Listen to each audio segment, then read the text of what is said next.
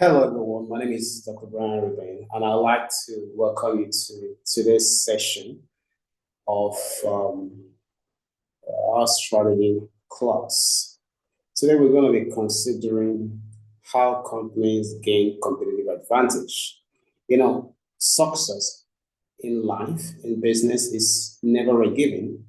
You don't become successful in business. You don't build a successful company just because you want to. Everybody wants to be successful, but everybody will not be successful. But everybody can be successful, but it has rules. You've got to adhere to the rules of the engagement, otherwise you will not be successful, irrespective of how much you want it, no matter how novel your ideas might be, no matter how genuine your intention might be. You might genuinely want to build a company that helps people, that supports the community. But whether or not that will happen would have to depend on you understanding how that happens. So, to be able to succeed, you need what we call competitive advantage. Now, what does that mean? It means the edge you have over others, because you are not the only person or the only organization that is interested in creating successful outcomes. There are others, there are challenges, there are difficulties in the environment. There are a lot of issues, right? Which I hope we're able to identify some of them. These are things you already know, things you already face every day. So emerging successful, it's not something that happens by chance. It is always a consequence of making the right set of decisions. But to build a successful organization, you need to have an advantage. It is called competitive advantage. And that means the leverage you have, what makes it possible for you to outperform others, all right? So today, we want to consider some of this. But I'll tell you ahead of time that what enables an organization or a company to have a competitive advantage is as simple as what we call strategy. You see, you can approach business like every other person. But if you are going to have an advantage, that advantage will give you the ability to compete successfully. If that is what you want, you require what we call strategy. All right? So today, what I want to do is to lay down some groundwork that will help enhance your understanding and your thinking about strategy, all right, and competitive advantage. If you understand strategy, you will have to leverage the knowledge of strategy to now build a competitive advantage for yourself and for your organization. That's how it works. So I welcome you to this session. I will now share my slide with you. And by the way, I would like to let you know that my book just came out. Strategy, Clarity, Choice, and Execution. It came out August 1. Now, a lot of people already pre-ordered this book, but it's available now. You can get it on the Amazon bookstore, and you can also go to brianorruben.com and go to the Brian Ruben Digital Vault to get a copy. You can easily also just send us a message, send us an email to admin@brianorruben.com. If you do that, we'll be very, very happy to reach out to you and ship your own copy or copies to you. A lot of people have ordered, and it's a fantastic book, an incredible book.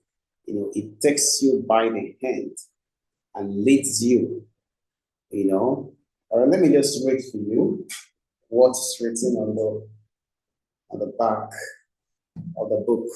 Strategy, Clarity, Choice, and Execution in a Broken Business World.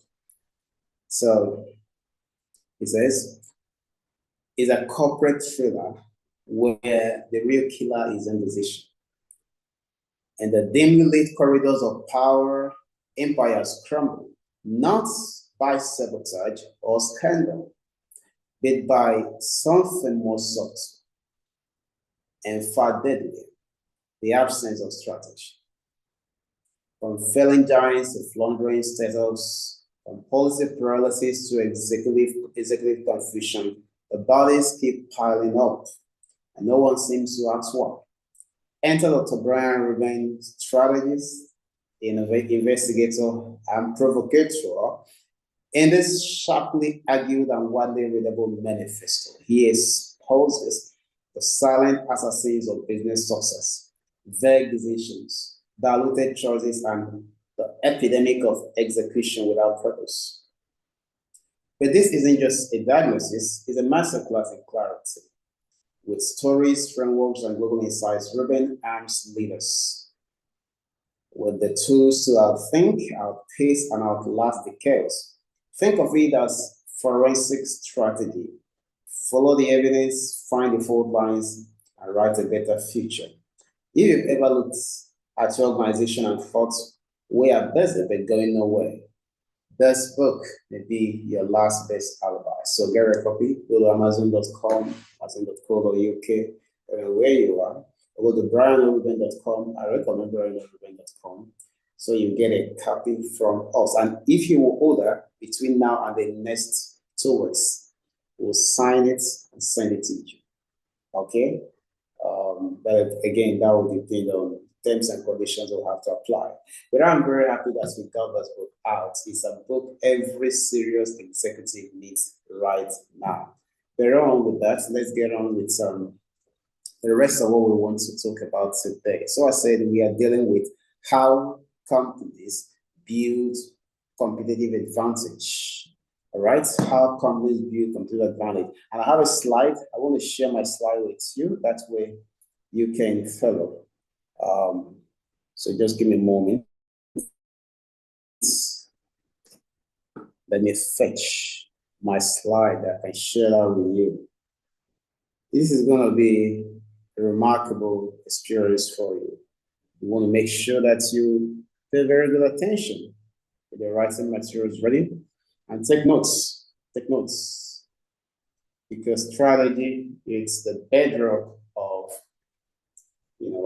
the bedrock of superior performance. So this conversation is for those who want to outperform their industry, not those who want to be average. If you're looking at being average, this might not be what you're looking for.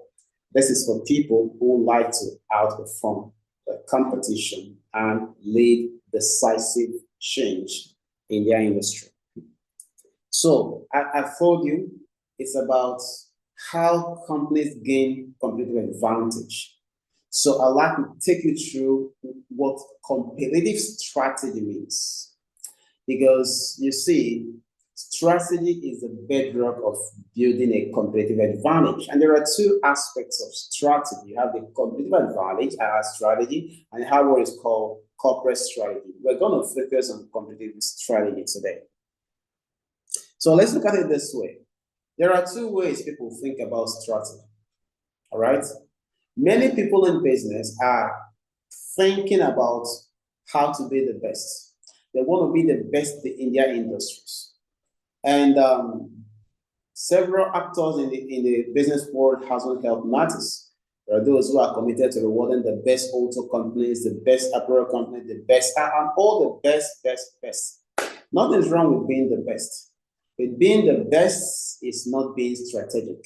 Many are competing to be the best, and it is dangerous. It is a zero-sum game where what does it mean to be best, by the way? You see, which car is the best car? Is it Mercedes? Is that the best car? Is it BMW? Is it Tesla? What makes a car the best car? There is no best. The best is, it depends, really. What is best for you may not be best for me. So there is no best car. There is no best bank. There is no such thing as best because it depends on what you are talking about and who you are serving. But the right approach to competition is to compete to be unique. It's competing to be unique. That means to be different.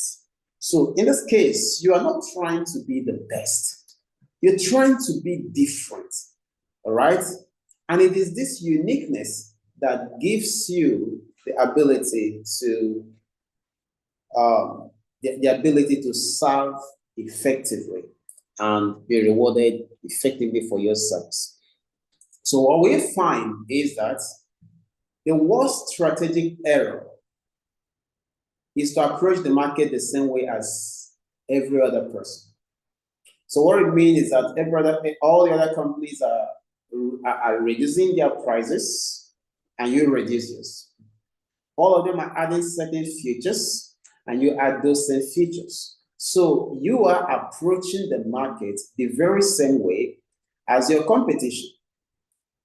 And that's a strategic error. It's not just a strategic error, it is the worst strategic error. You have to ask yourself, what are we doing different from company XYZ, company ABC, right?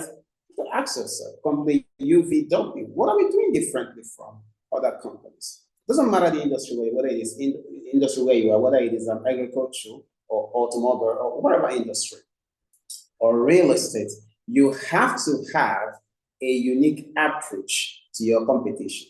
If you approach the markets like every other company in your industry, you are making a very serious strategic error. And do not be surprised that you have a lot of questions that are not answered. Why the sales are not coming in? Why that and that isn't happening? Why the revenue is not growing and all of that? The reason is because you are competing like everyone else. Is a worst strategic error in business. So here it is. We have this situation where there are those who are, of course, competing who don't have a strategy, all right? And there are those who are competing to be the best, and none of that works. You want to focus on taking a different approach in either process or product. That's what it means to be competitive. You are competitive because you are different. See, if there is nothing different about you and your products, and see, when I say difference, you will understand shortly that I'm not just talking about the color of your own products, all right, or the features the product possesses. The product features are not sufficient to make you competitive because features can always be copied, all right? So you want to take a different approach in process or product, and you will understand a little bit more of that now. Now let's look at what strategy is not. We've talked about what strategy, so there is this confusion that people have about strategy. People don't know what it is. So let's start by talking about what strategy is not. And it's possible that you are making some of these mistakes as well. Many people think that strategy is aspiration. But you see, strategy is not the same as your aspiration. If you say something like, our strategy is to lead the market in England, that's not a strategy, it's an aspiration. If you say something like, we'd like to have the most innovative product company in South Africa, that's not strategy, that is an aspiration. Nothing is wrong with having aspirations, but you must know that strategy and aspirations are not the same thing. So our strategy is to grow by XYZ%. That's not a strategy, it's an aspiration. You need a strategy for that aspiration to work. Now again, strategy is more than a particular action. You cannot say our strategy is to merge. See, strategy is not merging. Strategy is not acquisition. Strategy is not downsizing. These are actions, and they could be necessary depending on your circumstances. But you need to have clarity about what you are doing and recognize that these are no strategies. They are particular actions. Now, strategy is not also the same as core values. You can say, well, we have very good core values. One of our core values is to end hunger. Ending hunger is not a strategy. Sustainability is not a strategy. These are core values. And those core values might be novel, they might be good, but they are no strategy. So what is strategy? Strategy is defined as how differently a company approaches the market, how uniquely a company approaches the market. You see, your strategy is as good as its ability to survive the markets. You understand? So how uniquely you approach the market is what your strategy is. Is a company's unique approach to competition, number one. A company's unique approach to competition, that's number one. And the competitive advantages upon which they must be based. All right? So two things. A company's unique approach to competition. How are we approaching? How are we going to compete? That is different from how company A, company B, company Z is competing. All right? And secondly, what advantages will enable us to compete based on this approach that we have using, that we have chosen rather. That's very important. Okay. Now let's move a little further. So let's define what competitive strategy is. Remember, I told you that there are two aspects of strategy. You have competitive strategy, and then you have corporate strategy. Competitive strategy deals with your unique approach to competition, right? And the advantages upon which you base that. The corporate strategy deals with something a little bit more, a little wider than that, a little different from that. So it looks beyond how you are competing in the market to several other possibilities. That's not within the scope of what we're discussing here today. So a competitive strategy defines how a company distinguishes itself in its competitive environment. It defines how you set yourself apart in your competitive environment. All right? So it is the positioning of a company, and it involves all the functions. Remember, I told you earlier that strategy is beyond a particular function. All right? Production is a particular function. Distribution is a particular function. Logistics is a particular function. Service is a particular function. But in competitive advantage positioning, you are not looking at one particular function. It is a positioning of that company involving all the functions. All right? That's what competitive strategy is. And it is competitive strategy that gives you what is called a competitive advantage. So let's look at how you develop a strategy. Fundamental ideas. First of all, there are two things that comes to mind. Every company exists within an industry, within a community, within a space. You're not alone, all right? No company is an island. So there is, and every industry has a structure. You have to understand the structure of that industry, all right?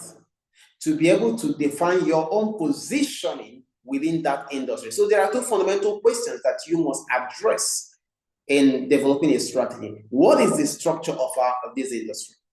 And what competitive positioning am I looking for in the industry? Okay, let's move forward very quickly. Now, this is what an industry structure looks like. An industry structure looks like this. So you find there are Now, this structure was given to us by Professor Michael Porter. It is widely used around the world in discussing competitive strategy. So it helps us identify the key players within every industry, irrespective of what that industry might be. All right? It is called the Porter's 5 forces model of analyzing an industry. This helps you analyze your industry. All right? So first of all is what we call the rivalry among existing competitors. You are not alone. There is a BMW, BMW, there is a Mercedes, there is a Rolls Royce, there's a Toyota. So these are other competitors within the same industry. And there is a rivalry among them. So everyone is trying to win. Everyone is taking competitive actions. Some are reducing prices. Some are building in more features. Some are, creating new ways of solving problems. All of that is called rivalry. And because the whole effort is to attract competitors and to attract buyers. So there is that rivalry. And you have to deal with it. You have to deal with rivalry. Okay? And then the other one is what we called the threat of new entrants. So there are other companies who are interested in coming into that industry. How easy is it for that to happen? How easy is it for new entrants? So in some industries, the threat of new entrants is high. In some other cases, it is low. See? And that could be because of a number of reasons, including actions of unions, trade unions, regulatory issues, and all of that. That could determine how easy it is to enter into an industry or how difficult it might be. Then you have the threat of substitutes. There are other things that can serve the same purpose or value that you are making. For example, if the cost of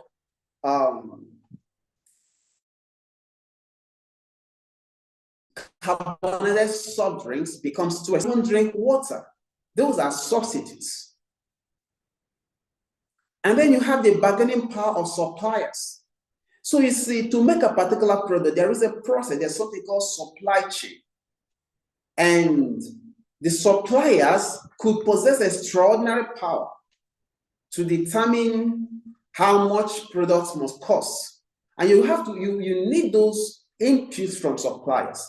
So if they are too powerful for whatever reason, it could be because they have an exclusive distribution right.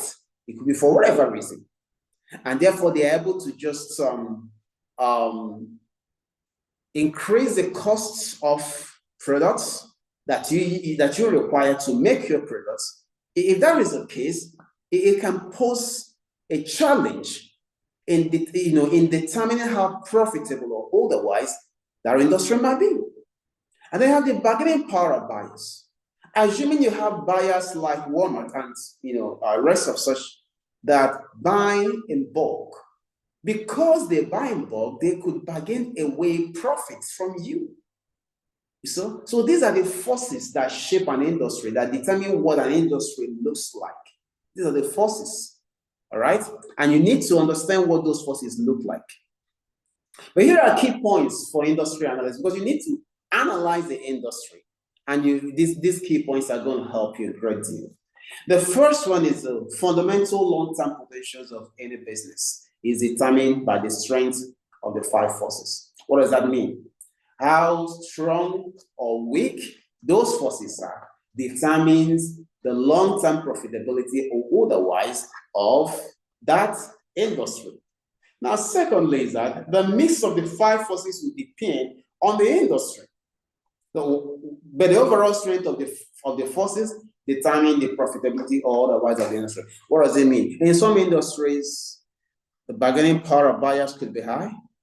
In some industries, bargaining power of suppliers could be high or low. In some industries, regulatory issues, union actions could make it difficult to enter an industry. And if it's difficult to enter an industry, then it could affect the profitability of that industry. Imagine an industry that is worth $1 trillion, and there are only 50 industries playing in that industry. Now you see, globally, there are only 50 companies in that industry. So you see, what they could get, what is possible for them to get, all right, would be much different if there were 500,000 companies in the same industry. So you understand, okay? So, but the industry analysis is the starting point of any strategy. okay? And you have to focus your attention on significant force. So in some industries, some forces could be significant, others may not be as significant. You need to focus your attention on the most significant force. And the only way you know that is because you have analyzed that industry, all right? If you don't analyze it, you won't understand it. You just can't know things by looking at it from the outside. And then aside from that is the fact that things change. What used to work may not work. Technology could disrupt how profitable or otherwise an industry is. An industry that had been hitherto protected maybe by the government, technology could dramatically lower the barrier to entry, and there could be new entrants in their numbers overnight. So you have to watch to see how your industry is changing. What factors are threatening that industry? You need to be able to understand that. Otherwise, you could be taken by surprise.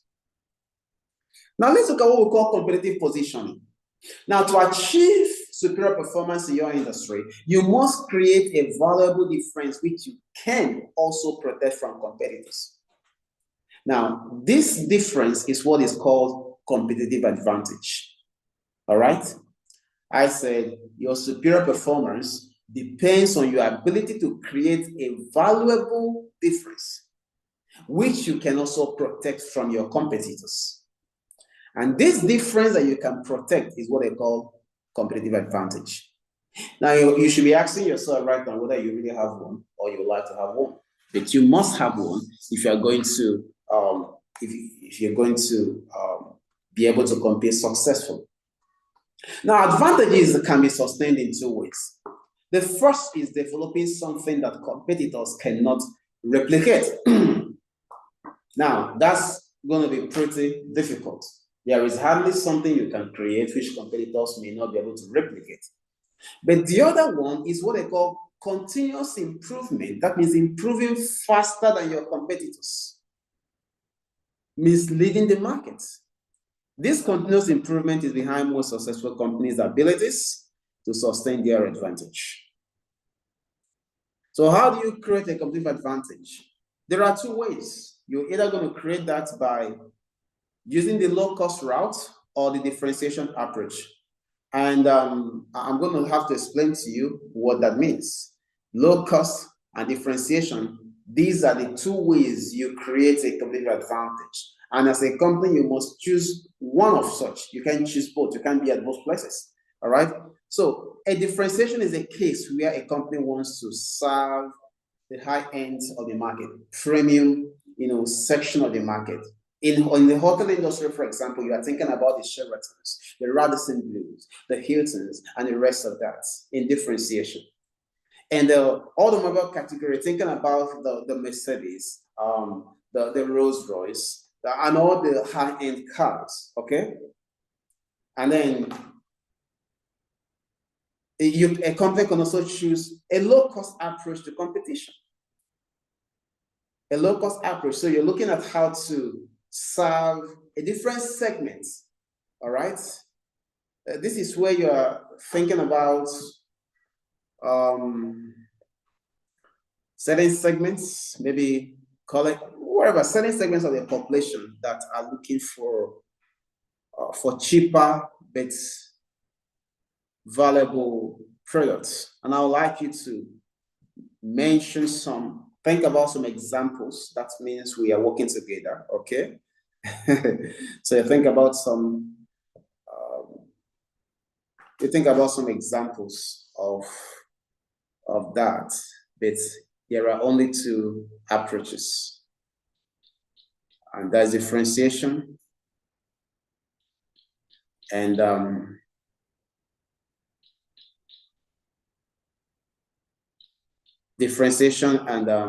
low cost. There is no other approach. You have to choose one. You can be at both places. I'm not sure we'll have the time to get into flanker brands, and but we don't have to do that at this session. We will always have other sessions. But if you're looking for an example, I can give you, I can at least mention one to you. You find the rest yourself. There's a company called IKEA. It's a furniture company. IKEA is a Swedish company that decided to focus on making good quality furniture that are low cost. How they achieved that was by reviewing their value chain and choosing activities that will make it possible for them to keep cost low. And that is something that you need to understand how to do. But you must define which of these two positions you want to achieve. So there is something called strategy and the competitive scope. In competitive advantage, you go to have a competitive advantage, you're going to either decide that you want to have either a low-cost leadership that is broad, or a low-cost leadership that is differentiated. I'm sure you can understand what I'm talking about. That is narrow. I'm sure you understand what I'm talking about. Or you also want to have a differentiation that is broad and a differentiation that is narrow focus. What does that mean? Well, these are the different routes to competitive advantage.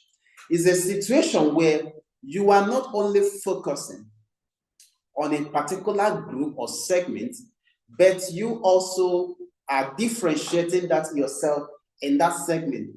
Think, for example, an African restaurant in central London, all right? Now, this is exclusive Africa. But it's African, yet it's also a premium restaurant. That means it is differentiated. It costs you a premium to go there, but it's also African. Now, that is differentiation and focused. All right? It can be African restaurant, which is focused, but it is broad. Anybody can come in and get whatever they want. So those are decisions you have to make. What am I trying to do? Do I have the advantage, the capacity to be able to achieve that? I hope you understand. Now let's talk about cost leadership for a moment. A cost leader is interested in low-cost products. A cost leader does not, cost leadership does not mean cost cutting. What that means is that you are not looking at underselling. You're not looking at selling below your cost of production. No, a company seeking a cost advantage must start with a good product. And companies seeking this position do not focus on trills and frills. So you're not looking at trying, just like in an IKEA shop, if you go into an IKEA shop, you don't have anybody, those premium services that make you feel good. But you can get basic services. And at the end of the day, you get a good furniture at a low cost. All right? Now, a cost leader, your advantage comes from establishing a sustainable cost gap over other companies or your competitors. That means you are looking at being able to sell lower than what the rest of the competitors are selling. And the only way you achieve that is by building a value chain, is by designing your value chain, all right? And your value chain is a set of activities that has to be from, that enables you to produce goods or services. It is by designing those value chain in such a way that your cost can be lower. We'll talk a little bit about that just in a moment. And to achieve this, you have to manage the critical drivers of cost in your value chain, which is what I just explained now. Let's move forward. What about the differentiator? This is a premium guy. The target of the differentiator is to command premium prices. A differentiator's mission is to provide extra value, and these premium prices must translate to superior performance so long as the differentiator costs are low. In other words, because you are differentiating doesn't mean you are willing to pay whatever bill just because you say, oh, we're top end. No. A differentiator is very, very concerned. He's very, very price sensitive. He's not willing to spend on what the buyer does not care about. Also, this premium must be greater than the extra cost of being unique. Now, an essential element of this strategy is communicating that difference. A difference not communicated is a difference that does not exist. So a differentiator communicates his difference to enable people to pay for that difference.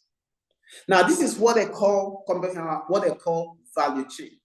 And the thing is that all competitive advantage resides in the value chain. Strategy is manifested in the choices about how activities in the value chain are configured and connected or linked together. So now you can take a look at this. You can, of course, if you go to the Brian Raymond Digital Vault, you should be able to have to download a copy of this presentation. It gives you a chance to look at the value chain, what it looks like, because you can now understand the various activities. That's what it is. It is the various activities that a company must carry out to be able to create a product or service. And that begins with inbound logistics. That means the incoming materials, and that could be data, it could be storage, it could be customer access, whatever it is, it could be inbound logistics, depending on what service you are providing. You have inbound logistics. Then you have operations. This way you have things like your fabrication, your branch operation, a branch manager of a bank, and all of that. This is the things you do here, they are under operation. And then you have outbound logistics, because you have to process orders. You have to warehouse something. You have to prepare reports, and you prepare those reports, you send them out. So these are called outbound logistics. And then you have marketing and sales. Marketing and sales means all those activities that that are involved with announcing the product, getting attention, advertising, and the proper fulfilling of orders and selling the products. All right, that's what you have in marketing and sales. Then after products have been sold, there has to be some ways that people are supported. It is called after sales services. If someone has a complaint, all right, how do they get a solution, get help from you? All right, it's called after sales service. Now, these are what we call primary activities. We have support activities that are built upon this. These activities support these primary activities. And that includes your procurement, includes your technology development.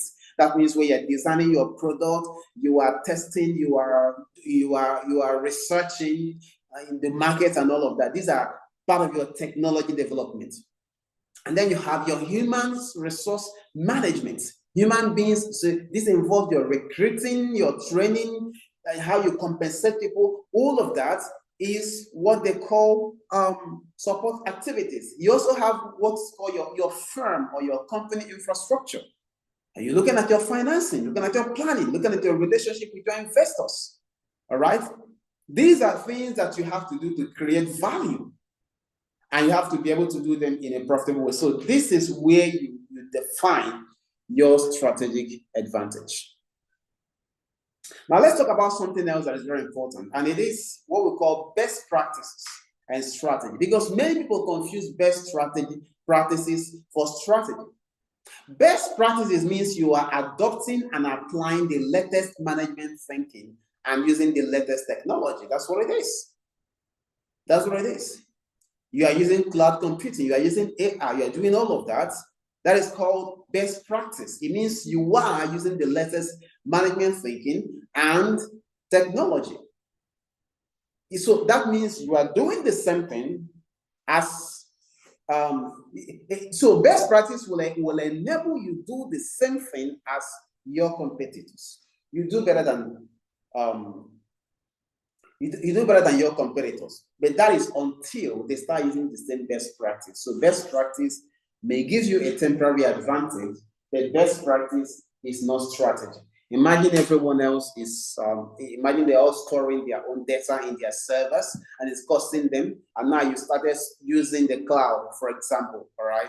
And it's costing you far less. So until they catch up with you and start using those technology, you might have an advantage. But that's no strategy and it's not sustainable. Remember, in strategy, you must be able to protect your difference. You can't protect that because everyone has access to the same tools, the same resources. It's just about them making decisions to adopt it.